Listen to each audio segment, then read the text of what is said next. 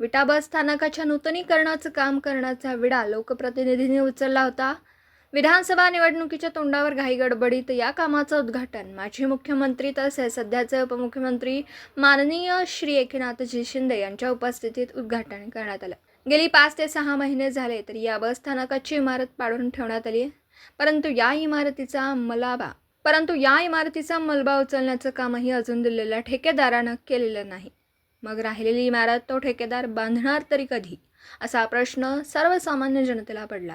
या बस स्थानकात तालुक्यातील हजारो विद्यार्थी व नागरिक भर उन्हात उभे राहून धूळ खात बसची वाट पाहत उभे राहतात। काही विद्यार्थी व नागरिक उन्हाच्या तडाख्याने चक्कर येऊन देखील पडले आहेत। तरी आपण शालेय विद्यार्थी व नागरिकांची व्यथा समजून घेऊन येत्या रविवारपर्यंत याबाबत योग्य तो निर्णय घ्यावा, तसेच मलबा उचलून घ्यावा, नागरिकांना निवाऱ्याची सोय करावी, अन्यथा महाराष्ट्र नवनिर्माण सेना दिनांक 10 मार्च 2025 रोजी आपल्या बस स्थानकातून एकही बस बाहेर पडू देणार नाही, अशी आक्रमक भूमिका साजिद आगा यांनी घेतली।